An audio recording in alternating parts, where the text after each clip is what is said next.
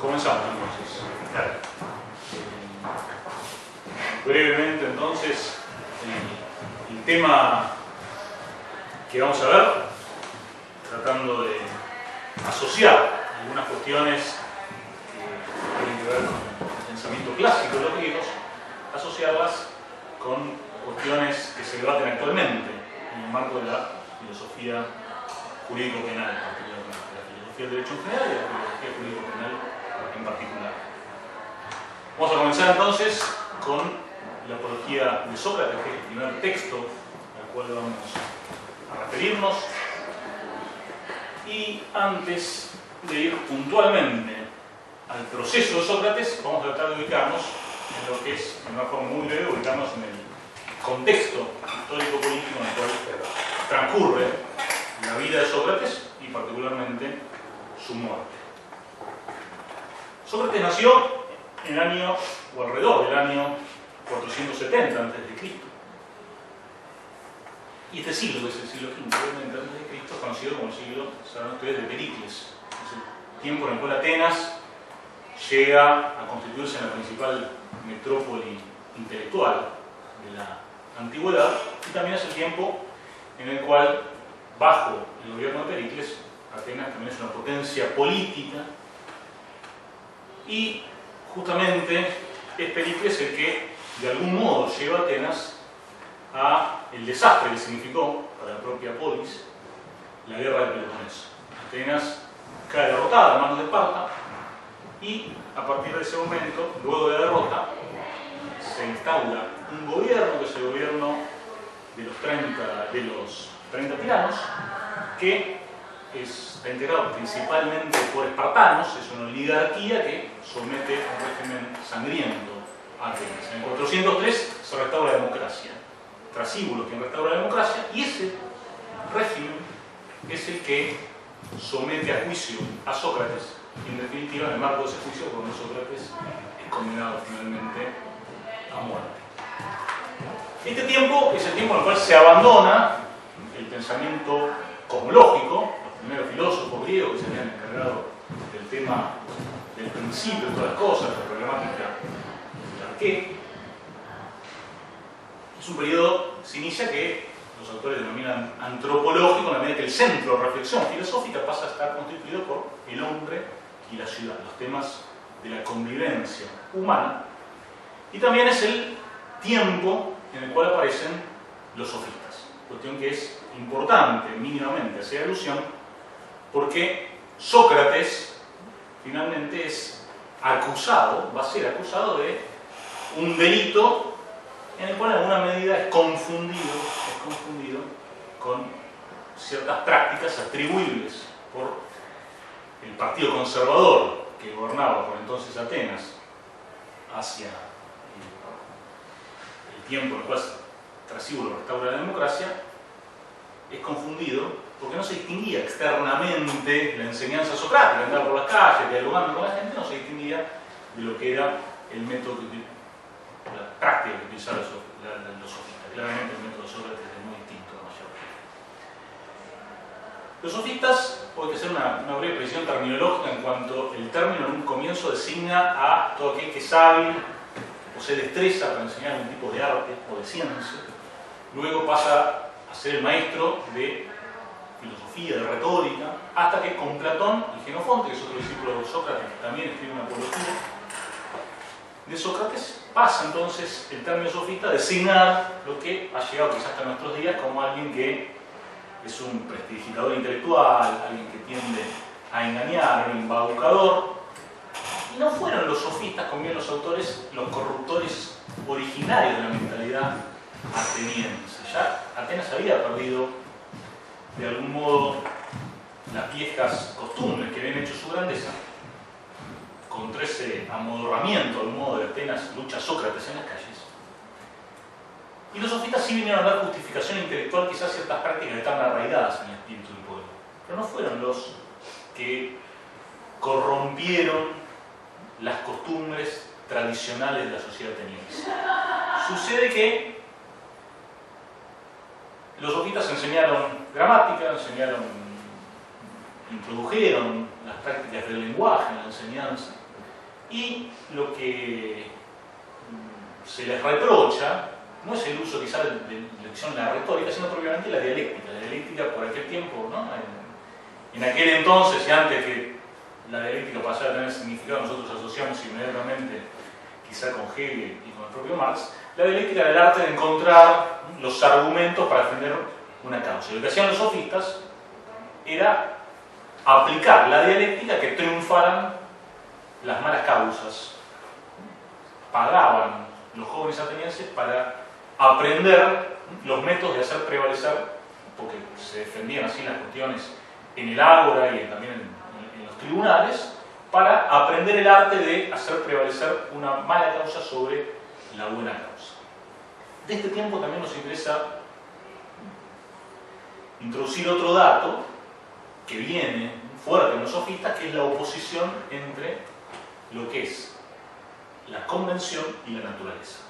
Con esto cerramos lo que es el entorno histórico, político y cultural de este tiempo. La oposición entre naturaleza y convención está dada por algo que sostenían los sofistas en su gran mayoría, con muchísimas diferencias esenciales y claro que sí de matices, pero los sofistas sostenían que la naturaleza poseía una dignidad mayor que la convención, las leyes establecían límites o imponían límites arbitrarios al despliegue de la naturaleza humana, que si la naturaleza humana podía desplegarse libremente, seguramente los hombres no iban a seguir los dictados de la razón que aparecían de algún modo sintetizados en las leyes. De algún modo también podemos notar que ya hay cierto consenso que esta oposición entre convención y naturaleza ha sido rediseñada, redefinida en la modernidad como oposición entre historia y naturaleza, en la cual la historia es el reino de la libertad y de los valores y tiene una dignidad mayor que la naturaleza, en la cual la naturaleza no posee fines, ni valores, ni propósitos. Esto lo dejamos picando y vamos a volver más adelante sobre esta oposición entre naturaleza y convención. Sócrates se enfrenta a un proceso. Este proceso, como dijimos, se había restaurado la democracia. Y los hombres del Partido Conservador querían, de algún modo, realizar un proceso ejemplar por esto de ir contra los pensadores, aquellos que aparecían como sabios, que habían corrompido las ideas tradicionales de la sociedad ateniense. Entonces, tres representantes, se llaman Anito, Melito y Licón, acusan a Sócrates, son tres particulares, un político, un poeta, un hombre que era orador, no son personajes demasiado caracterizados de la sociedad ateniense, pero acusan a Sócrates de un delito, que es el delito, un crimen de impiedad o asebeia. Con la acusación formal decía que Sócrates era culpable de no reconocer a los dioses que la ciudad reconoce, introducir falsas divinidades y corromper a la juventud. A Sócrates no le preocupa esta acusación formal, decía que podía defenderse con relativa facilidad. La acusación informal, la que más pesaba y que iba a ser muy difícil, dice Sócrates en el discurso que está contenido en su apología, de echar por tierra, porque había tenido mucho tiempo para instalarse en la mentalidad de las personas, era la acusación informal, y era esta que Sócrates convertía en buena una mala causa, y que venía muy fuerte de una obra de Aristófanes, que se llamaba Las Nubes, donde presentaba Aristófanes a Sócrates como un sofista.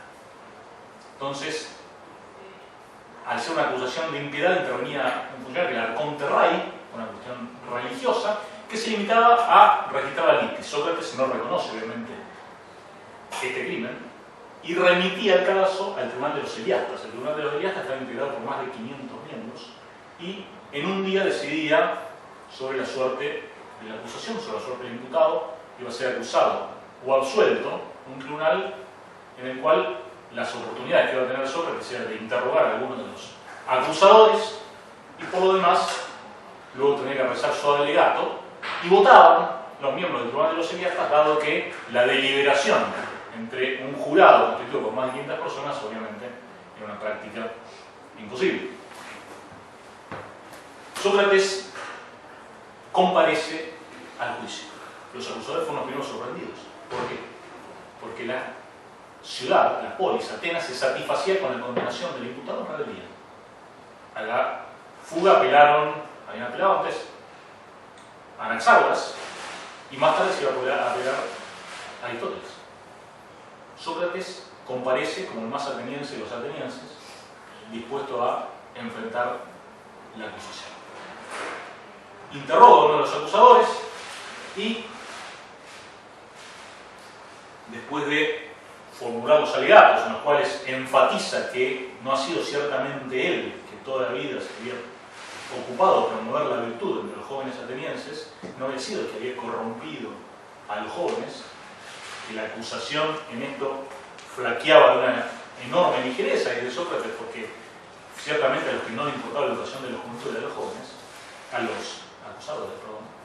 Entonces, lo que pasa después del alegato de Sócrates y el alegato de la acusación es inmediatamente la votación.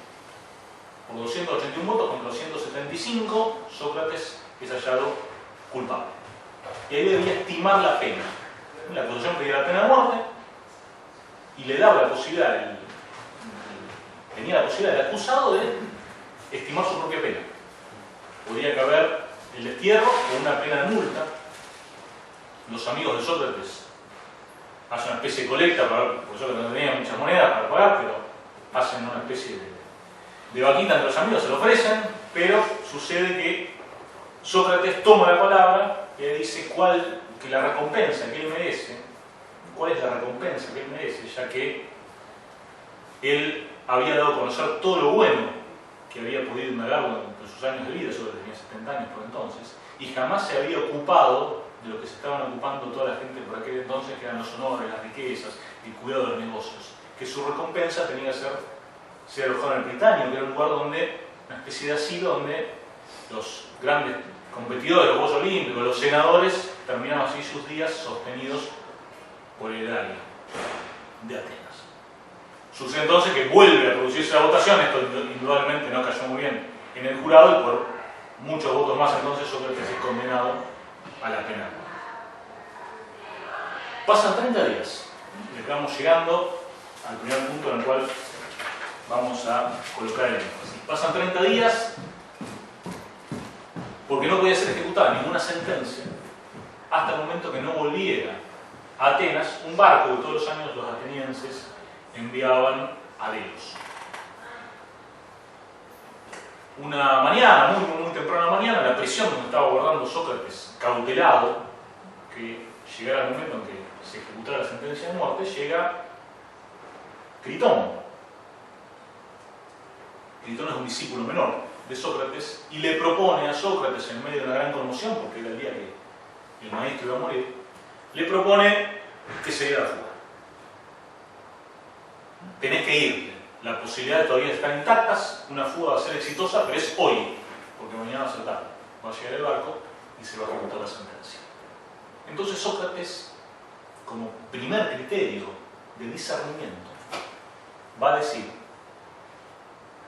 que el proyecto de Critón es un proyecto válido en la medida que se trate de una conducta, la propuesta que coincida con la justicia, y en ese caso deberá ser seguida. Pero si no coincide con la justicia, deberá ser descartada.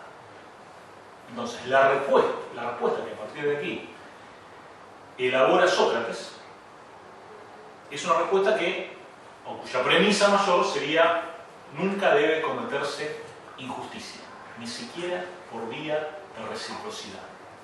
No es lícito devolver ni siquiera el mal por mal.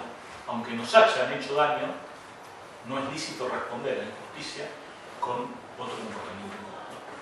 La premisa menor sería que Sócrates sería reo de injusticia con la ciudad y las leyes si evitara someterse al cumplimiento de sentencia. ¿Por qué? No es injusta la ley que manda a que se cumplan las sentencias pronunciadas de acuerdo con un procedimiento regular, sino que la injusticia proviene, en este caso, de los hombres que dictaron esa sentencia. Pero obviamente que Sócrates, si hiciera lugar escuchara el consejo de Critón y lo siguiera, estaría siendo injusto con la ciudad y con sus leyes. Entonces Sócrates, como conclusión de este silogismo, dice que deberá quedarse a guardar la muerte y que se cumpliera tal y como había sido dispuesto. Este es un concepto interesante que dice que la injusticia provendría de los hombres y no de las leyes. Vamos a seguir avanzando con esto. Vemos brevemente una parte en la cual es muy interesante el diálogo, si después quieren acudir a Critón, donde de algún modo Sócrates imagina un diálogo que tendría con las leyes, donde las leyes lo estarían interpelando a Sócrates. Y le dicen: Sócrates, ¿qué vas a hacer? La acción que preparas no tiende a trastornar, en cuanto de ti depende, a nosotros y al Estado entero. ¿Qué nos diría especialmente un orador sobre esta infracción a la ley que ordena que los fallos dados sean cumplidos y ejecutados? ¿Responderemos nosotros que la República nos ha hecho injusticia y que no ha juzgado bien? Yo te he hecho nacer, te he alimentado, te he educado, en fin, te he hecho como los demás ciudadanos todo el bien de que he sido capaz. La ley le habla a Sócrates y le dice que siempre fueron las leyes quienes fueron sus benefactoras, quienes cuidaron de él. Bajo esas leyes nació. Y la acción, lo que estás haciendo, Sócrates, si te das a la fuga, es justamente trastornar a nosotros las leyes y a la polis, las leyes y la ciudad. Y acá pasamos a un tema que es importante, y es cuál es el vínculo entre las leyes, la ciudad y el hombre, siguiendo estas ideas que están latentes en la apología y en el Critón. Está todo muy bien sintetizado, esta relación, a mi modo de ver, en un fragmento de los pocos fragmentos que nos llaman a nosotros de Heráclito. Heráclito decía en una frase que a mí me encanta: lucha el pueblo por su nomos como por sus murallas. ¿Qué es el nomos? El nomos es el orden concreto de la comunidad, integrado por las leyes y también integrado por las costumbres, las tradiciones. Heráclito decía: lucha el pueblo por su nomos como por sus murallas. Las murallas externas, las de piedra, protegen a la ciudad del enemigo externo, que va a tratar de derribar esas murallas para que la ciudad caiga. Pero la armazón interior de la ciudad está constituida por las leyes. Las leyes, mientras las leyes se mantengan incólumes, mientras las leyes se cumplan, la ciudad está salva. Si las leyes no se cumplen, si las sentencias pronunciadas regularmente no se ejecutan, va a decir Sócrates, ya este orden de la ciudad comienza a disolverse. La ley aparece como el fundamento invisible de la ciudad. Y no son dos términos, de acuerdo en esta línea con el razonamiento de Sócrates y sintetizado en ese fragmento de Heráclito, que a su vez decía que todos los nomos humanos se nutren de un único logos divino, que es un tema que no vamos a ocuparnos, pero también es una frase, un fragmento muy interesante. Pero no son dos términos, las leyes y la ciudad, sino que en esta tradición la ley aparece como un despliegue del concepto de polis. No estamos hablando de dos términos, se comprende, sino que hay cierta mismidad o identidad entre la ley y la polis en esta tradición del pensamiento socrático. Y la polis, en alguna medida, y para los griegos esto es clave, explica la interioridad, o constituye en alguna medida la interioridad del hombre. La interioridad del hombre es independiente a la interioridad de la ciudad, la interioridad de la polis. Pero el hombre está constituido por esta relación que tiene con la comunidad. Para Sócrates, la comunidad es una entidad real, el hombre participa de esta entidad real, que es la comunidad, a través de un sistema de vasos comunicantes. El hombre es configurado en alguna medida por su ciudad, por la comunidad.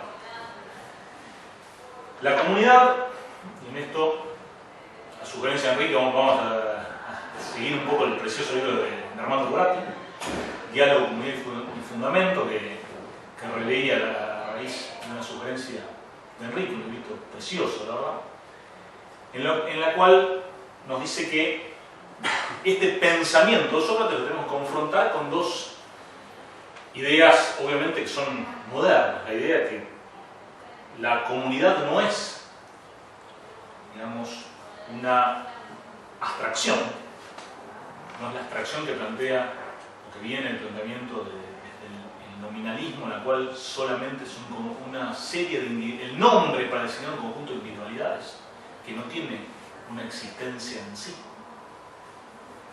Y tampoco hace alusión a esa comunidad de una totalidad como la entiende el totalitarismo, que el totalitarismo cree por oposición resolver el problema que plantea el liberalismo, pero está dentro de la misma lógica, ya que las partes desintegradas por la filosofía política nominalista son absorbidas o de algún modo integradas coactivamente al todo y sigue gravitando esta misma lógica de una relación entre hombre y ciudad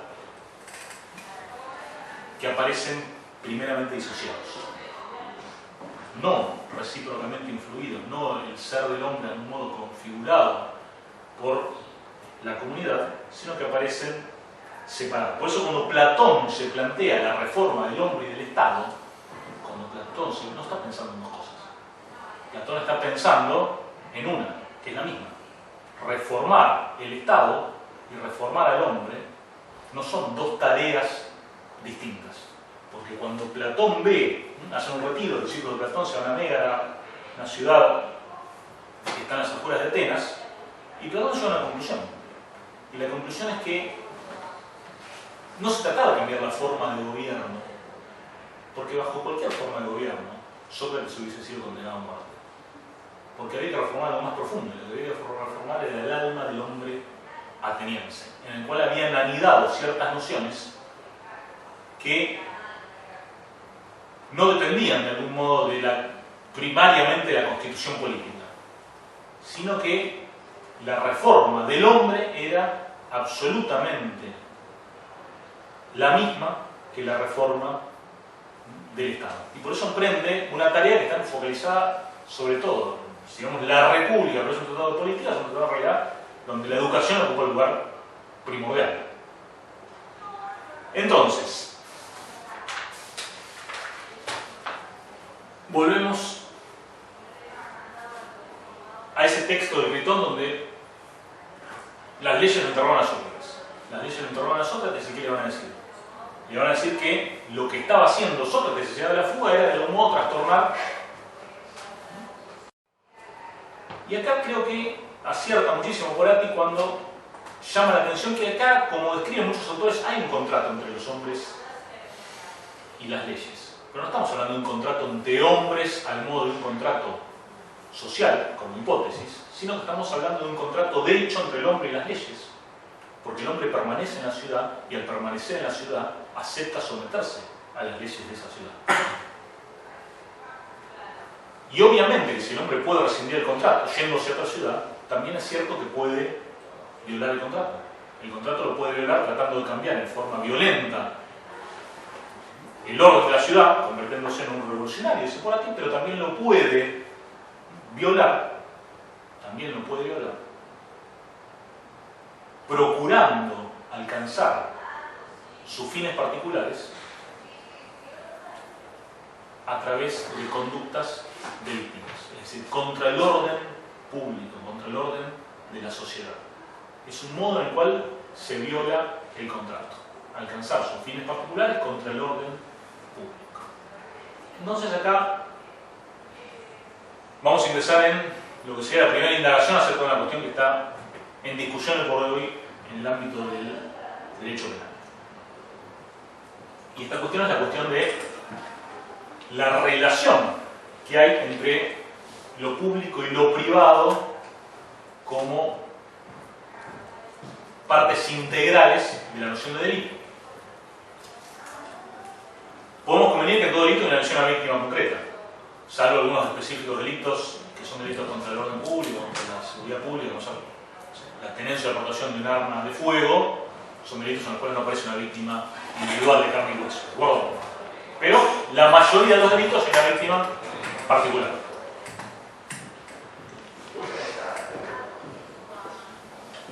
El daño que se produce sobre la víctima particular repercute sobre la comunidad.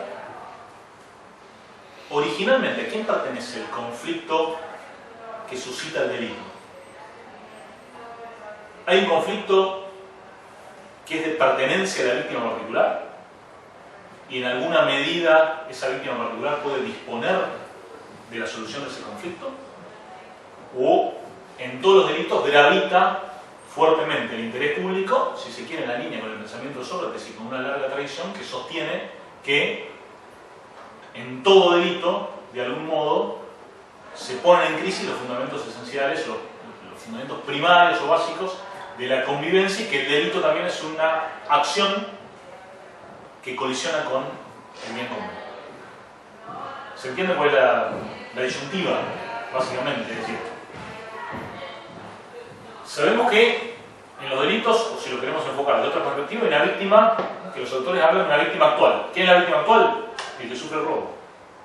¿Quién es la víctima actual?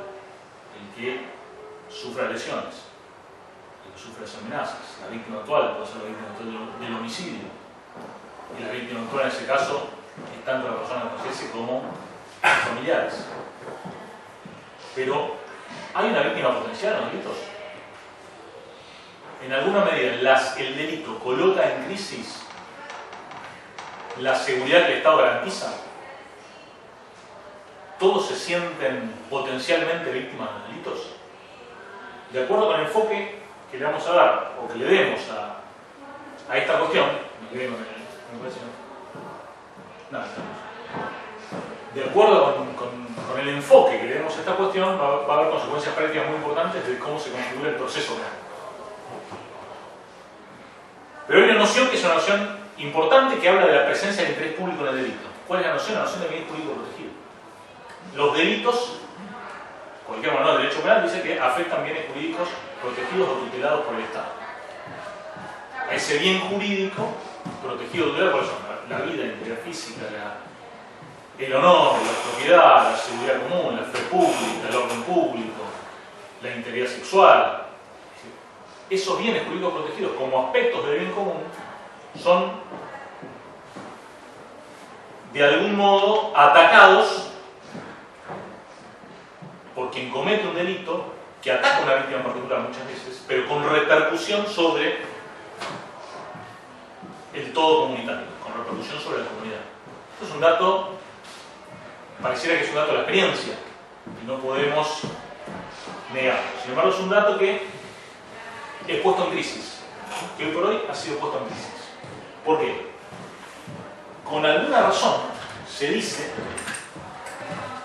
que la noción de bien jurídico protegido, que no aparece tan modernamente, aparece por un penalista alemán que era Feuerbach, que es el padre del filósofo, que es el penalista alemán más conocido, que introduce esta noción de bien jurídico protegido como garantía, está pensado como garantía, porque no se puede sancionar cualquier infracción. El Estado no puede sancionar cualquier infracción y asignarle, constituir un delito con cualquier infracción a la ley si no resulta lesionado, si no hay lesividad hacia un bien jurídico, hacia un objeto de protección. Entonces, no es la mera infracción a un deber lo que constituye el delito cuando aparece la noción de bien jurídico, sino que esa infracción a la norma también tiene que provocar un daño sobre un objeto de tutela que es un bien jurídico como aspecto del bien jurídico. Eso es la configuración de algún modo moderna del derecho penal, pero es cierto que con la aparición del bien jurídico y un proceso que está muy influido por la filosofía hegeliana, lo explica bien Ferraioli en Derecho y Razón, se produce una estatalización del bien jurídico y un desplazamiento de la víctima concreta. La víctima concreta es arrojada fuera de la relación procesal. La relación procesal se entabla entre quién? Entre el Estado y el infractor. Entre el Estado y el delincuente. La víctima, ¿cómo ingresa al proceso realmente? Como testigo. Pero no se le da en los inicios de la configuración del derecho penal moderno un lugar relevante como parte en el proceso. Entonces los autores hablan en ese marco de lo que se denomina la expropiación del conflicto. El Estado expropia ese conflicto que es de pertenencia original de una víctima concreta, de carne y hueso, la persona que sufrió el robo, y el Estado la corre a un lado y dice: yo voy a perseguir, yo voy a sancionar. Lo que usted, su posición, cuál es la reparación que usted busca, no me interesa. Vamos con una pena. En la noción hegeliana vamos con una pena ¿para qué?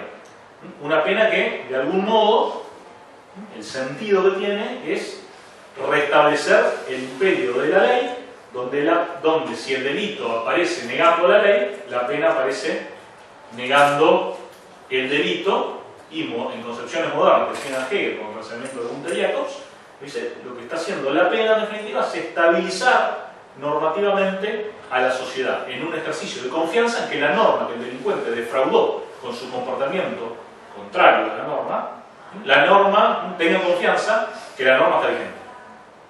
Esta norma que el delincuente defraudó fácticamente es sostenida contrafácticamente por una pena que juega en el mismo plano de significado que el delito.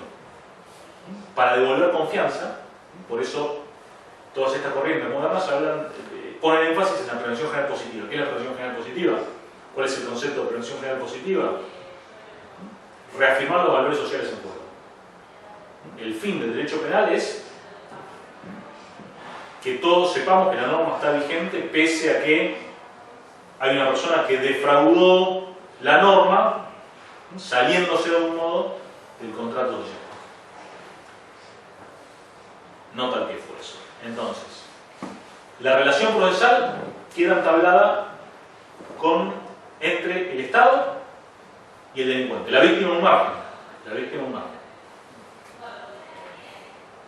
Aparece esta idea, con un auge que hay sobre fines del siglo pasado, de la victimología, de devolver el conflicto a la víctima. Devolver el conflicto a la víctima, ¿qué implica? Devolver el conflicto a la víctima implica antes que nada que la víctima se le asigne un rol fuerte en el proceso penal, que intervenga la víctima, que pueda requerir, que pueda peticionar, que la víctima esté en condiciones de seguir el proceso, que la víctima sea informada, y aparece la idea de impulsar soluciones alternativas, es decir, alternativas a que frente a la pena, distintas de la pena, soluciones distintas de la pena, que si el conflicto es pertenencia originaria de la víctima, la idea es que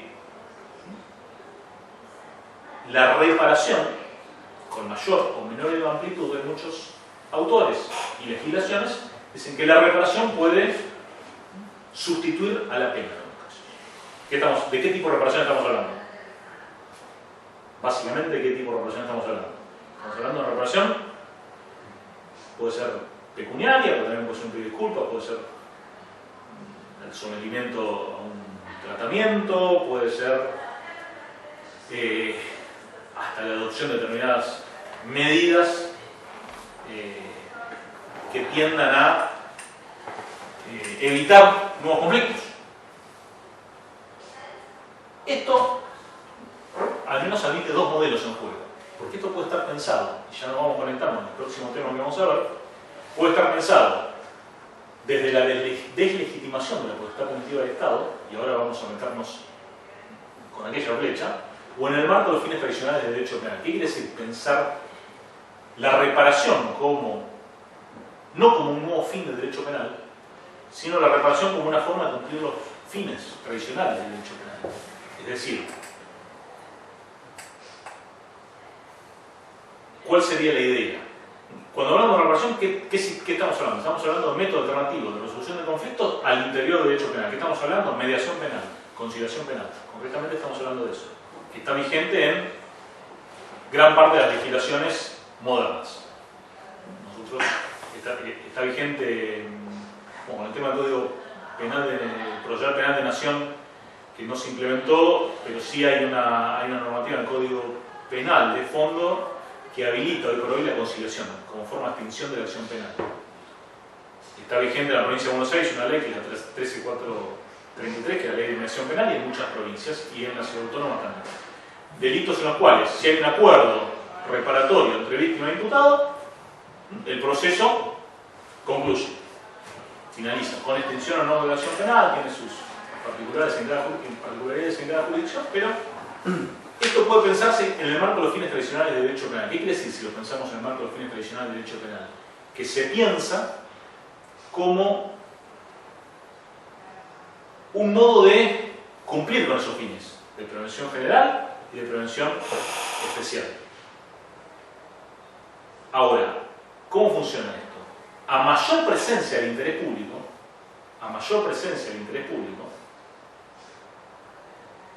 cuando el delito afectó fuertemente el interés público, la solución alternativa, la mediación penal, la conciliación, ¿es una solución que puede satisfacer los fines del derecho penal? Si está fuertemente en juego, ¿se puede mediar un caso robo calificado por uso de armas? ¿O la mediación debe reservarse a delitos en los cuales aparezca menos comprometido el interés público, donde el interés afectado sea predominantemente el perteneciente a una víctima en particular? Lo que se debate es cuáles son los límites que tiene la mediación penal, la conciliación, estos métodos alternativos de resolución de conflicto, si cumplen o no cumplen con los fines que tradicionalmente se han asignado al derecho penal, que tienen que ver con la prevención general, es decir, disuaden o no disuaden, y si satisfacen la confianza de la comunidad en el funcionamiento del sistema penal. Esto también es cierto. A ver, si podemos dar un ejemplo que se presenta en la realidad. Muchas veces tenemos un homicidio culposo donde hay una persona que circula a una velocidad absolutamente excesiva por el medio de una ciudad. Supóngase va por la calle principal de una ciudad 80 km por hora. ¿Hay interés público en perseguir penalmente a esa persona? ¿Estamos de acuerdo en que hay un interés público? Supongamos que los familiares de la víctima llegan y decimos que hemos alcanzado un acuerdo económico. Queremos hacer una mediación penal. En ese caso, ¿es vinculante para el fiscal? ¿Es vinculante para un fiscal esa manifestación de las víctimas que no desean proceder con el proceso? ¿O el fiscal puede proceder con el proceso pese a que las víctimas fueron satisfechas en su interés particular? Esa es una discusión que se suscita y depende mucho del modelo procesal que se tome, que es muy interesante, y este modelo procesal también tiene que ver con el modelo político. Ahí hay un libro muy interesante de un croata que después fue enseñar a Shea, que se llama Mirjan Damaska, se llama Las caras de la justicia y el poder del Estado, donde dice que acá tiene que ver los dos modelos arquetípicos del proceso penal. El proceso penal como implementación de políticas públicas o el proceso penal como una forma de resolver conflictos. Si el proceso penal está enderezado en la implementación de políticas públicas, eso tiene que ver con un Estado mucho más activo, con un Estado, lo plantea por algunos momentos, intervencionista, pero un Estado mucho más activo, donde el proceso penal busca implementar políticas públicas. Entonces la opinión de la víctima se la va a integrar al proceso penal, pero este tipo de acuerdos nunca pueden ser vinculantes para el fiscal que representa el poder del Estado o la vindicta de la sociedad, como quieran. Ahora, si es un modelo que está acentuado en la resolución de conflictos, resuelto el conflicto entre la víctima y el ofensor, el Estado tiene que retirar el ejercicio de la potestad punitiva. Es una cuestión, este además es interesante porque se formó el derecho continental europeo cuando suceden las guerras en Croacia, se termina en Estados Unidos, y en Estados Unidos toma contacto con el sistema anglosajón y escribe este libro que es muy interesante porque habla de derecho comparado por una perspectiva de configuración política de los sistemas, y como anduvo, digamos, galopando sobre el sistema continental europeo más cercano a nuestro, el sistema anglosajón, hace una comparación muy profunda de ambos sistemas donde dice esta discusión entre acusatorio e inquisitivo no es tan importante. Es mucho más importante la discusión entre el proceso como implementación de políticas y el proceso como resolución de conflictos. ¿Cómo se escribe? Mirhan Sí. y Damascus con K. En castellano está con ese editorial jurídico de Chile, no sé. Castellano, Sí. perfecto, gracias. Entonces, vamos a pasar a esto que decíamos. Esto también puede ser enfocado, y vamos a llegar como decíamos, puede estar enfocado a los métodos alternativos de resolución de conflictos desde una concepción que entiende que la potestad punitiva del Estado está deslegitimada. ¿Por qué está deslegitimada? Y vamos a la República de Platón, volvemos a Platón, que era la idea que Platón y Sócrates oficiaban como disparadores de tres indagaciones. Esta va a ser la segunda indagación, que tiene que ver con la definición del delito. Y la pregunta es si el delito tiene una realidad en sí, o si el delito es, en alguna medida, una construcción o un subproducto del poder. ¿Qué va a hacer Trasímaco sobre la justicia? En el Diario de la Justicia es el momento central donde aparecen, intervienen otros personajes, Céfalo, Polemarco, Limanto, Glaucón, Platón, haciendo Sócrates, que es Platón en ese caso, porque a veces es difícil, sabemos cuándo Platón es Platón y cuándo Platón hace Sócrates, es una gran dificultad de tener los intérpretes. Pero Trasímaco va a decir algo sin medias tintas y dice: no se molesten por saber qué es el derecho y cuál es el criterio de justicia. Lo justo en todos los casos es lo mismo. Lo justo coincide con el interés del gobierno constituido. Lo justo coincide con el interés del gobierno constituido. ¿Qué hay? Derecho positivo. Eso que andan diciendo que es lo justo por naturaleza, pierden el tiempo. Y siempre el poder se ejerce en beneficio del grupo dominante. Lo justo coincide con el derecho positivo. ¿Para quiénes? ¿A quién le conviene la justicia? La justicia, que es una especie de máscara para... Y acá me olvidaba una cosa que dice Trasímaco, dice: desde la antigüedad se ha comparado a los gobernantes con los pastores. Los reyes y gobernantes han sido comparados con los pastores. Está muy bien. Pues seguramente se encargan de cuidar del rebaño, pero para comerse las costillas de poder más jugosas. Entonces, la justicia solo es un bien para quien la usufructúa, dice, para el gobernante. Y no la pequeña fechoría, una pequeña tropelía, la injusticia masiva y total, dice, la que te da impunidad. Esa es la que vale. Ahí le dicen a Trasímaco, lo corren de escena, y hay autores que dicen que no hubo una refutación, todo lo fuerte que había sido a lo que dijo Trasímaco, lo corren un poco de escena diciendo que no debe centrarse en análisis en lo que es los efectos que produce la injusticia, sino que lo que la injusticia es en sí lo que produce sobre la ciudad y los hombres justos. Entonces Platón va a dar su teoría sobre lo que es la justicia, y la vamos a ver mínimamente, pues no llegamos sino a la justicia en la ciudad. La justicia del hombre consiste en la armonía en la ciudad, que es que los tres estamentos, todavía no se habla de clases sociales, vamos a pasar mucho tiempo, vamos a hablar de clases sociales, pero los que dirigen, los que gobiernan, los que combaten, los guerreros y los productores, que cada cual cumpla con su virtud, que cada cual haga lo suyo, que unos gobiernan, los otros defiendan la ciudad y los otros produzcan. Cuando cada uno haga lo que tiene que hacer, no se entrometa por nada del mundo, lo demás, ahí va a haber justicia. Y en el hombre sucede algo parecido cuando cada una de las partes del alma, la razón, el apetito irascible, el apetito concupiscible, cada cual cumpla con su virtud, es decir, la prudencia, la fortaleza y la templanza, va a haber justicia, y la justicia es una especie de armonía del alma. La justicia es una especie de virtud total, parecida al justo bíblico. Va a aparecer Aristóteles con el tema de alteridad. Para que haya justicia tiene que haber otro, no hay justicia económica. Para Platón, acá es importante la justicia como virtud ordenadora, como virtud global en la ciudad, cuando está por medio del bien común, que después Aristóteles lo va a tomar como la justicia general. La justicia general para Aristóteles, que bueno, Aristóteles tiene justicia general, la justicia particular que es distributiva y conmutativa, pero la justicia general de Aristóteles puede mandar actos de otras virtudes cuando está por medio del bien común.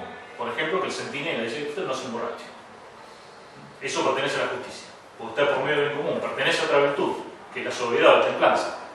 Pero si está por medio del bien común, la justicia ordena actos propios de otras virtudes. Fíjense esto, el Trasímago Marx. ¿Qué decía Trasímago? ¿Qué decía Trasímago?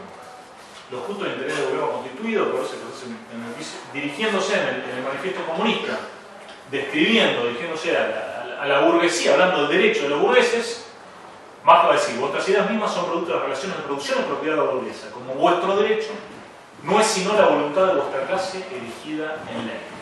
Voluntad cuyo contenido está determinado por las condiciones materiales de existencia de vuestra clase. ¿No? Ahí salta lo que es materialismo, en definitiva, histórico, derecho como epifenómeno de la estructura económica de la sociedad, pero interesa tener eso, la voluntad de vuestra clase elegida en ley, parecido a lo que había dicho Trasímago. Bueno, sobre estos no hay una interpretación uniforme, nota al pie de página sobre lo que es qué dijo Marx acerca del derecho. En ningún lado se ocupó demasiado estrictamente, por eso hay interpretaciones estructuralistas, hay interpretaciones de la clásica del régimen soviético. Payukanis, que fue un tipo que escribió un libro muy interesante, que creo que lo mataron en la Unión Soviética, que escribió un libro de teoría general de derecho y marxismo, Eugenio Payukanis, donde dice que la Unión Soviética no está siguiendo la idea que tenía Marx acerca del derecho. Le costó la vida. La interpretación economicista, hay que hacer una interpretación economicista del derecho, dice Payukanis. Y lo que estaban haciendo ahora el régimen soviético es tomar esto, lo manifiesto, la voluntad de vuestra clase elegida en ley. Ahora, como la clase que gobierna es la clase proletaria, tenemos nuestro propio derecho. Payukanis dice, no, el derecho esto tiene que entender que se extingue, el derecho del Estado. El tema de la criminología crítica, que es el que nos vamos a dirigir ahora, para ver si el delito tiene una entidad en sí o es un subproducto del poder, hay un desplazamiento de perspectiva. Creo que trato de sintetizarlo en esto, que parece Vigilar y Castigar, donde propone como método Foucault analizar los métodos cognitivos, de algún modo contraponiendo con lo que sería la visión estricta del materialismo histórico, no como indicadores de estructuras sociales, sino como técnicas específicas del campo más general de los demás procedimientos de poder. Hay que ver el delito como procedimiento de poder. A ver qué era el derecho para Trasímago, casi, ¿no? Hay que ver el delito, si el delito de algún modo cumple una función de disciplinar a la sociedad. Y si el delito tiene una existencia en sí. Aparece la criminología crítica. La criminología crítica obviamente está construida sobre la base del materialismo dialéctico histórico particularmente, influido mucho por la Escuela de Frankfurt, particularmente por Adorno, y hay dos obras que destacan. Una obra es La Nueva Criminología, Taylor, Walton y Young, que son ingleses, y Criminología Crítica y Crítica del Derecho Penal de Alessandro Barata. Son las dos obras que constituyen de algún modo donde está sintetizado ese arsenal de ideas de la criminología crítica. Y para los criminólogos críticos, la noción de delito está asociada al surgimiento del capitalismo. ¿Por qué? Porque surgen instituciones que tienen por objeto asegurar la ideología base. ¿Qué hablan? Obviamente, cuestiones que ya hemos transitado y que conocemos, es un modelo familiar y educativo autoritario, el proceso de socialización primaria que está destinado principalmente a asegurar la fuerza de trabajo en el mercado. No hace falta solamente un hombre, no hace falta solamente un hombre en condiciones físicas de trabajar, sino que también con la disposición disciplinaria adecuada. Y el que no adquiere esa disposición disciplinaria adecuada en este proceso de dirección primaria, ¿dónde la va a adquirir? Melosi y Pavarini en los años 70 y pico escribieron un librito, son italianos, que se llama Cárcel y Fábrica. El modo en el cual la fábrica disciplina al obrero es el mismo modo que la cárcel disciplina al que no quiso someterse a ese régimen disciplinario, que no lo aprendió en la que no lo aprendió en el proceso de socialización primaria, no aprendió en la familia, no aprendió en la escuela, no lo aprendió en este proceso educativo. Disciplina. Lo mismo que la cárcel le enseña al obrero, lo mismo que la fábrica le enseña al obrero, la cárcel le enseña, dicen Melosi y Pavarini, al delincuente, que es una especie de disidente del sistema porque no adquirió la disciplina que el capitalismo requería para el asentamiento de la riqueza. Y aparece en todo lo que sabemos el positivismo criminológico, aparece toda una red de instituciones para controlar a los sujetos anormales. El loco, el delincuente, el enfermo, la cárcel, el manicomio, la medicalización. Esto toma un auge importante en lo que es pasar de un informe biopsíquico del delito, un estudio del delincuente, el sujeto delincuente, para centrarse en un enfoque macrosociológico. Lo que vamos a estudiar ahora es cuáles son las causas estructurales del delito. Se corre el objeto de la sociología criminal, se corre el objeto de la criminología. Vamos a estudiar cuáles son las causas estructurales que inciden en los comportamientos delictivos, tanto en el proceso de criminalización primaria, es decir, por qué aparecen delitos, cómo se sancionan delitos, cuáles son los intereses que gravitan en la sanción de una ley que le adjudica una pena, una conducta, y también la criminalización secundaria, que es cómo se aplica en concreto a las personas esa ley que crea delitos. Barata pone en crisis dos principios: el principio del interés social y el principio del delito natural. Creo que esto es lo que sintetiza bastante bien algunas ideas. ¿Por qué? Pues los intereses, dice Barata, que están en la base de la formación y la aplicación del derecho penal, son los intereses de aquellos grupos que tienen el poder de influir sobre los procesos de criminalización. No son intereses comunes de todos los ciudadanos, son intereses de grupos dominantes. La criminalidad en su conjunto es una realidad social creada a través del proceso de criminalización. La criminalidad y todo el derecho penal tienen siempre en consecuencia naturaleza política. Y el objeto de conflicto en esta sociedad, el capitalismo tardío, es decir, por aquel entonces Barata, es la relación política de dominio de algunos individuos sobre otros. Poder. Los criminólogos críticos llegan a esta idea, la idea de la artificialidad del concepto de delito. El delito no tiene una realidad ontológica preexistente, el delito es un subproducto del poder. Ahora, si el delito, no hay ningún delito natural, nada que en sí sea delito, dicen. El que piensa, el que tiene en la cabeza que algo en sí es delito, tiene la idea del derecho natural. Esto es subproducto del poder. Si esto es así, si el delito no tiene una realidad ontológica previa a la sanción de la ley, el delito, el fenómeno mismo de la criminalidad, ¿por quién es creado? Por el propio sistema penal.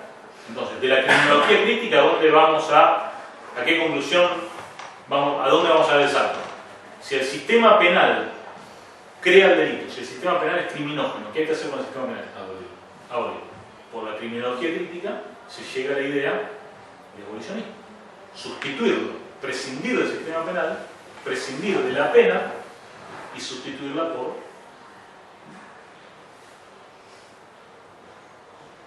¿qué cosa? Medidas alternativas, reparación. Por eso les decía hoy, lo de las salidas alternativas puede leerse desde una forma de cumplir con los fines tradicionales del derecho penal, pero también puede leerse en clave de la legitimación de la potestad punitiva del Estado. Yo creo que debe leerse de los fines tradicionales del derecho penal, aclaro. Y hay que abandonar la dogmática penal. ¿Qué es la dogmática? Todo esto que discuten los penalistas, es la autorreferencialidad del discurso jurídico. Si los elementos subjetivos del tipo distinto del dolo, los cuales se clasifican elementos de tendencia interna trascendente, que a su vez hay de dos tipos, que son los cortados delitos de resultado y delitos o delitos incompletos de dos actos. Todo ese artificio, todo eso es pirotecnia. Todo eso es pirotecnia. Vamos a ocuparnos más de la sociología que de la dogmática penal, porque este discurso de la dogmática penal es un discurso funcional al poder. La criminología crítica y el evolucionismo entraron en crisis prontamente. Entraron en crisis prontamente. ¿Por qué entraron en crisis? Pues son ideas utópicas, gestadas muchas en Noruega por Luc Hulsmann y Neil Christian en Holanda. Es decir, son sociedades donde esto puede funcionar un poco más que las nuestras. Lo de la sustitución de la pena por mecanismos, por una justicia restaurativa. Pero esto no sirve para el núcleo de la criminalidad, claramente. Esto para el núcleo de la criminalidad, cuando tratamos de aplicar estas herramientas al núcleo de la criminalidad, bueno, ahí chocamos, es un desastre, porque aparece lo Ferraioli dice, la pena es necesaria de algún modo para evitar la venganza privada. Lo que justifica la pena para Ferraioli es asegurar la paz social evitando la venganza privada. Entonces, la criminología crítica pasa de una fase idealista a una fase realista. El que da el giro que es interesante es el inglés Young Young, que dice, bajo una frase que dice el taking crime seriously, es decir, hay que tomar el delito en serio. Porque ¿quiénes son los que más sufren el delito? Nosotros estamos hablando de la criminología crítica y el delito en su producto. ¿Y quiénes son los que más sufren el delito? Las clases populares. Los que más sufren el delito son las personas que pertenecen a clases populares. Los que sufren los robos, los que sufren los abusos sexuales, los que sufren los homicidios. Ahí está. Entonces, hay que abandonar el academicismo, que es muy interesante la criminología crítica, para pensar un poco las cosas. Ojo, porque obliga a un esfuerzo intelectual muy importante, está muy bueno en ese sentido. Pero pasemos del academicismo para entroncar esto con la realidad de la calle. Hay que entroncar con la realidad de la calle. Y la realidad de la calle indica que esto que decimos, si puede decirse que todo delito sea reacción contra las clases dominantes, es una idea que no aplica el fenómeno del delito. No la explica. Definitivamente no la explica. El delito tiene una base en la realidad. El delito tiene una base en la realidad. Y ya va a decir una cosa que es importante. Pues dice, teníamos, ¿se acuerdan? El delito, cuando la víctima había sido corrida, ¿qué teníamos? El problema delictivo, Estado versus infractor, Estado versus delincuente. La víctima, después trajimos otra vez a la víctima. Teníamos un triángulo, Estado, delincuente y víctima. Hay que hacer un cuadrado. Hay que incorporar la sociedad civil. La incorporación de la sociedad civil como actora, como parte del problema y parte del proceso de ideación de las soluciones. Trabajar el problema del delito, fíjense, esta frase que dice el delito es la punta del iceberg, es un problema real en sí mismo, pero también es un símbolo de un problema mucho mayor. La pena es necesaria, pero también es necesario hacer la prevención social del delito, que es lo primero. No solucionar el delito, creer que el delito se soluciona con la pena, sino tratar ese problema que ya dice, el problema mucho mayor del cual el delito es un emergente. Obviamente que esto no quiere decir que no haya responsabilidad social en el delito, pero eso tiene que hacerse un juicio, que es el juicio en la esfera de la culpabilidad, si la persona tuvo capacidad para autodeterminarse, que es una cuestión que deben evaluar los jueces en la sentencia, y cuál fue el grado, en ese proceso de formación de la voluntad delictiva, cuál fue el grado de autodeterminación que tuvo la persona. Para saber si tuvo, cuando nosotros hablamos y estábamos en la pirotecnia, no para tanto, pero si tuvo la capacidad de actuar de otro modo, como decimos nosotros, ¿no? Es decir, si pudo actuar en esa circunstancia concreta de otro modo. Y Adam dice, los delitos callejeros son los más evidentes y constituyen el punto inicial para la represión de todo tipo de delito. Si solo nos concentráramos en ellos, como quiere la derecha política, nos estaríamos involucrando en un proceso de diversificación de los delitos de los poderosos. Y no nos vamos a ocupar de los delitos de los poderosos, hay que ocuparse de los delitos de los poderosos. Pero si concentramos nuestro esfuerzo en los delitos de las corporaciones, como querrían los de la izquierda, omitiríamos los problemas más reales y acuciantes de la clase obrera. Los problemas más reales y acuciantes de quienes sufren el delito y que demandan una respuesta del Estado, que es una respuesta urgente. La respuesta urgente es que sus bienes jurídicos que han sido lesionados resulten de algún modo salvaguardados por la acción estatal, que haya reparación. Hay algunos fallos interesantes, que no nos vamos a referir, de la Corte Interamericana de Derechos Humanos, donde habla del sentido que tiene la pena como reparación a la víctima. El sentido de la pena como reparación, no como, obviamente la pena, no estamos hablando de reparación pecuniaria, sino del modo en que la pena en alguna medida recompone el honor o la dignidad que ha sido mancillada por el comportamiento delictivo. ¿Qué queda de la criminología crítica? Después de la criminología crítica, ¿qué quedó? Quedaron básicamente, a mi modo de ver, dos núcleos activos que, por un lado, quienes estratégicamente siguen sosteniendo que la solución es el abolicionismo, pero que es impracticable. Entonces, como es impracticable, tenemos que utilizar puntos intermedios, que son puntos tácticos de ataque a la potestad punitiva del Estado.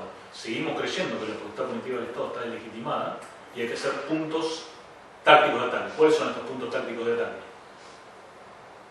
Descriminalizar, descarcelizar, todo lo que se pueda, soluciones alternativas, reducir o reconfigurar lo que es el sentido de la prisión, utilizar la dogmática penal como elemento contrapoder. Tácticamente utilizamos puntos de ataque intermedios de una potestad punitiva del Estado que está deslegitimada. Ian, por ejemplo, está inscrito en lo que es la corriente, murió hace unos años, que es el realismo penal de izquierda, donde dice, no, hay que reinventar el derecho penal, redefinirlo. ¿Qué tenemos que ir? Tenemos que ir por delitos, los delitos comunes del hombre de la calle, pero también fuertemente que perseguir la otra criminalidad, que es la que más daño causa, quizá, que es la criminalidad de empresa, los delitos económicos principalmente, los delitos de cuello blanco, los delitos ecológicos, la violencia contra las mujeres, los delitos cometidos por funcionarios públicos en ejercicio de su cargo, la violencia desplegada por personal de las fuerzas de seguridad. ¿Sí?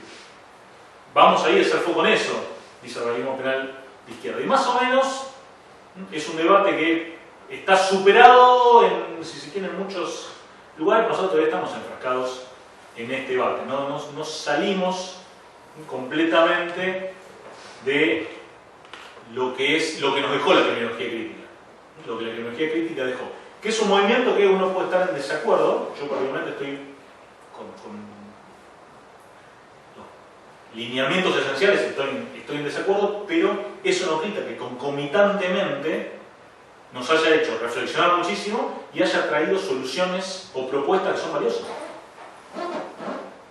Es decir, no se puede decir que uno, porque está en desacuerdo con los criterios centrales, los vectores de estas ideas, no puedan conservarse ideas y soluciones concretas que son valiosas desde el punto de vista que de algún modo hacen este sistema penal un poco más humano, en la medida que se puede hacer más.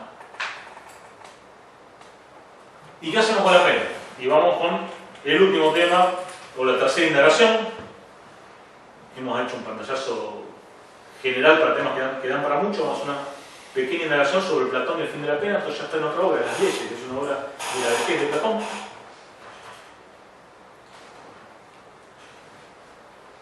Y tiene que ver esto que dice Platón de acuerdo con la Convención Americana de Derechos Humanos y la ley vigente en materia de ejecución penal, que como ustedes saben es la 24660. Nosotros estamos hablando de que hoy por hoy la pena está orientada a ¿qué fin?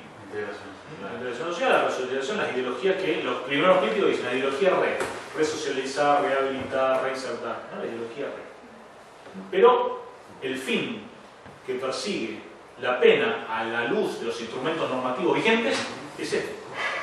Y esto, Platón le decía,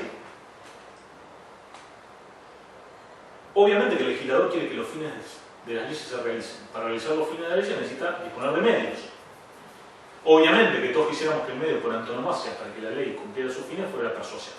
Por eso Platón decía que era muy importante siempre que la ley estuviera precedida por un exordio destinado a generar convicción, persuadir. ¿En qué medida persuade la ley? Persuade en la medida que la ley sea algo que contribuya, que sea justa y que haya sido promulgada teniendo en vista el bien común, claramente. Entonces, pero siempre va a haber hombres reacios a la acción de toda ley. Es la naturaleza humana, débil, esto es así, no tiene vuelta. Hay gente que no se va a dejar persuadir.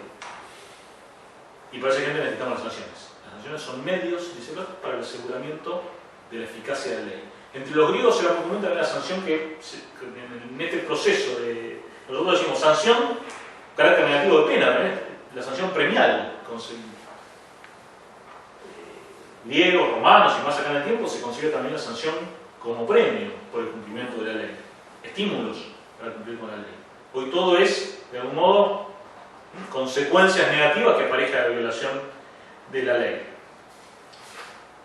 Ahora, Platón dice que y vamos a analizar un párrafo, ya en tren de aproximarnos a la conclusión. Platón va a decir, el fin de la pena, fíjense, este párrafo da para escribir un artículo. El fin de la pena no es causar un mal al delincuente como retribución. Sabemos que hoy Platón dice la pena no es retribución. No tiene por objeto devolver mal por mal. No tiene por objeto castigar la maldad de una acción. Porque lo que ha ocurrido no se podrá impedir jamás que haya ocurrido. Fíjense, en esa frasecita, no se podrá impedir jamás que haya ocurrido, se aloja o se hospeda un debate muy vigente, un debate muy vigente, y es esto que decíamos, ¿el derecho penal protege bienes jurídicos? ¿Qué protege el derecho penal? ¿Protege bienes jurídicos? Si a la persona que la mataron, a la persona, la idea es protegerlo, que si uno dice, ¿puede reparar esa la pena? Te robaron el teléfono. Claro. Las consecuencias, dice, no interesan. Hay autores que dicen, no, de hecho, no protege bienes jurídicos. Las consecuencias externas, valiosas, negativas, ya están, ya fueron. La persona fue herida y perdió la armonía del rostro, digamos, una lesión grave, ¿no? Se lo puede devolver una cirugía estética, capaz sí, capaz que no, pero el derecho penal no lo devuelve. El derecho penal protege bienes jurídicos, dice. El derecho penal, de acuerdo con Platón y de acuerdo con corrientes modernas, no protege bienes jurídicos, porque no tiene la capacidad para proteger bienes jurídicos. Lo que el derecho penal protege, dicen algunos, no, ¿qué? La vigencia de la norma. Asegurar la norma. Que la norma está vigente. Que el delincuente con su conducta desconocida. Y se ubican en el mismo plano de significado, corrientes que siguen siendo hegelianas, ¿no? Claramente, como decíamos hoy. Ahora bien, lo de los bienes jurídicos, ¿quién te va a devolver el bien jurídico? Entonces, la verdad que lo que no, yo creo que sí, que el derecho penal protege el bien jurídico en la medida que la ley es una causa ejemplar, un modelo de la conducta. Entonces, cumple algún fin disuasorio y protector de los bienes jurídicos la ley penal. El que está dispuesto a delinquir, yo creo que va a delinquir pese a la ley penal, obviamente por el delinque en la esperanza de que no va a ser cubierto. Por eso de becaría en adelante se ha dicho que no es tanto la severidad de la pena, sino la seguridad de que te enganchen lo que hace la ley penal funcionando, que el sistema penal funciona. Si vos tenés un sistema donde el 95% de los casos terminan en N, bueno, es un estímulo importante para que no importa que las penas sean severas, si las chances de que te agarren son mínimas. Entonces,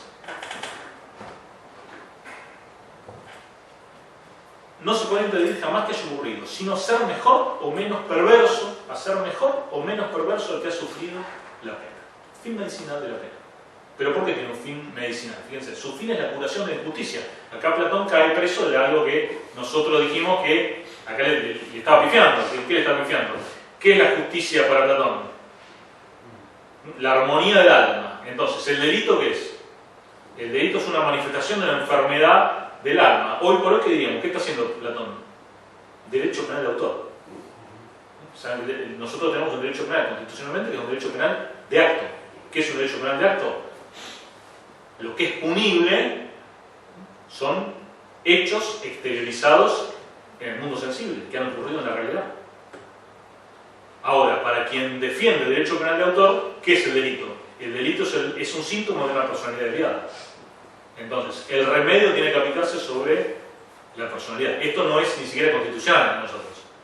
Platón en esto está en las antípodas de lo que puede ser una elaboración consistente del hecho punible entre nosotros. Entonces la ley, por medio de actos o discursos de placer o sufrimientos, trata al autor de la injusticia de modo que no vuelva a cometerlo otra vez voluntariamente. Pero ahí lo podemos relatar. Que no vuelva a cometerlo voluntariamente. ¿Y esto qué es? Dentro de los fines del derecho penal hablamos de prevención especial, ¿verdad? O sea, distinguen prevención general y especial. Prevención general destinada a todos, positiva, asegurar, defender los valores sociales en juego, negativa, disuasorio, temor de que la pena se aplique, entonces no delinco. Prevención especial negativa, ¿qué es? Si mientras estás encarcelado no delinquías menos fuera, o desde fuera. Prevención especial positiva, ¿qué es? Mejoramiento de la persona. Para hacer un mejoramiento de la persona, ¿qué hay que hacer? Tratar. Esto lo dice la ley de ejecución penal, de que tiene que haber un tratamiento personalizado del penado. Un tratamiento personalizado, ¿para qué? Yo creo que esto es interesante, es interesante la ley de ejecución penal, porque da una buena pauta que no ha sido trabajada suficientemente. Porque dice que la persona penado adquiera la capacidad de respetar y cumplir con la ley. Ese es el fin al cual debe tender básicamente el tratamiento, porque esto, la prevención especial positiva, es objetar. A ver, ¿por cuáles son las objeciones? Y volvemos a esta idea de nuestra ley de ejecución penal. ¿Las objeciones cuáles son? Primero, paternalismo. ¿Qué se tiene que meter en quién es el Estado? El cuestionamiento es este: ¿quién es el Estado para modificar la identidad de la persona? Esto se salva, esta crítica se salva porque la propia ley dice que todos los tratamientos son voluntarios, o sea, nadie puede aplicársele mientras está en prisión en forma forzada un tratamiento tipo sea o psicológico, no se le puede obligar a trabajar ni se le puede obligar a estudiar. Eso está claro, pero el Estado debe ofrecer ese tipo de herramientas a la persona que está penada para que pueda capitalizar ese tiempo de encierro. Segundo argumento en contra de la prevención especial positiva. Estamos confundiendo moral y derecho. En la sociedad pluralista, en una sociedad pluralista, cada cual tiene plena autonomía para definir su escala de valores, su moralidad. ¿Esto cómo se refuta? Se refuta también tiene una refutación bastante sencilla, si se quiere, porque claro, cada cual puede construir su propio proyecto de vida y su universo moral. Pero límite el artículo 19 de la Constitución Nacional, en la medida en la cual no resulten afectados los derechos de los terceros. Yo puedo definir autónomamente cuál es mi moral, pero si yo puedo pensar que robar tabaco y robar violentamente, no puedo ser punido por eso, porque justamente eso ingresa dentro del espacio de reserva, porque el pensamiento no puede ser perseguido penalmente. Pero la ley, como marco organizador de la convivencia, fija límites a la autonomía personal, claramente, en función del bien común, clarísimamente. Tercera objeción. Esta es la que sabemos: la prisión es un factor criminógeno, la prisión vuelve a ser el penado. Esto tiene una validez cierta, pero relativa, porque es una objeción, si se quiere, que tiene un contenido histórico. Es esta prisión, pero no deberían ser así las prisiones, y de hecho los esfuerzos, yo creo, los esfuerzos de todo el mejoramiento del sistema penal pasa justamente por esto, por hacer más humana la ejecución de la pena privativa de la libertad. Ahí tiene que ponerse primero el foco antes de cualquier otra cuestión, no caben dudas. Si encarcelamos para que la prisión vuelva a privar penado, vamos mal, muy mal, porque hacemos prevención especial negativa por un tiempito y después tenemos, desde el punto de vista de la prevención general, creamos un problema muy grave. Porque las prisiones pueden funcionar, esa objeción es cierta, porque las prisiones pueden funcionar como un factor criminógeno. No debería suceder así, pero de hecho sabemos que sucede. La cuarta objeción, que es la objeción de la criminología crítica, muy de la criminología crítica, que dice, ojo con esto de la resocialización de la prevención especial positiva, porque esto interrumpe el vínculo ideológico entre el delito y la sociedad. ¿Por qué? ¿Quién es el culpable? Es el delincuente. Vos, todos los factores sociales que inciden en que esa persona haya tomado un camino que lo llevó a cometer delito, son sacados de la cancha. Los sacás de la cancha. Porque las causas sociales del delito son puestas entre paréntesis o suprimidas, porque estamos resocializando con la idea que la sociedad no tiene nada que ver, no tiene ninguna injerencia, no coloca ningún tipo de variable en el surgimiento de la conducta desviada. Esta objeción tiene una respuesta desde el punto de vista del derecho penal, desde el punto de vista de la normática penal, y es que esto tiene que ver con la culpabilidad. Y esta cuestión ya fue abordada en la sentencia. Y estamos hablando con los espacios de autodeterminación. Si esa persona, en el caso concreto, pudo actuar de otro modo. Si pudo actuar de otro modo y la pena justa y legítima, es justo y legítimo que el Estado aplique o ofrezca, no puedo aplicarlo forzosamente, un tratamiento para la rehabilitación, para procurarle mayores herramientas a la persona para que cuando vuelva, y además en forma progresiva, se vaya reintegrando a la vida en el medio libre. Decíamos que había quedado esto último, decíamos que no vuelva a cometerlo otra vez voluntariamente, y el fin que tiene en la ley de ejecución penal. Yo creo que todo tipo de objeción respecto que se hace, muchos dicen, a ver, el artículo 13 del Código Penal sabemos que dice que para conceder la libertad condicional, por ejemplo, hace falta un pronóstico de reinserción social favorable. En el pronóstico de reinserción social favorable, generalmente esto que se hace un informe criminológico, entre los cuales hay un análisis de personalidad, intervienen psicólogos, y los psicólogos nos van a dar pautas sobre cuáles son los rasgos dominantes de la personalidad del penado. Ahora, todo esto, yo trabajo como juez y la defensa que dice, están haciendo derecho penal de autor, están prediciendo el futuro. Ahora, yo creo que se salva esa objeción si todo ese perfil psicológico lo remito a los indicadores de la capacidad de la persona para cumplir y orientar su comportamiento por la ley como marco ordenador o regulador de la convivencia. Obviamente hay esferas personales, hay cuestiones que tienen que ver con la moralidad que a veces los psicólogos se interesan. A mí no me interesa si la persona, o a mí no, al derecho no le interesa si la persona no va a cumplir con la ley porque está convencido, o va a cumplir con la ley porque no quiere volver a prisión, porque ya esta experiencia le resultó una experiencia que no quiere reiterar en toda su vida. Esa persona quizás tenga un pronóstico de reinserción social favorable, aun cuando no esté llamada a ser ciudadano ejemplar. Pero lo que me interesa son los elementos que me dan la pauta si esa persona se va a sujetar a la ley como marco ordenador de la convivencia. Terminamos. Las murallas espirituales, esas que decíamos, debe luchar el pueblo por el lomo, por las murallas, entra en crisis. Ese es el testimonio de Sócrates por la deserción de unos, por los que se duermen, por los que no peleamos, por las cosas que hay que pelear, y en ese momento vienen otros. Para Sócrates eran los sofistas.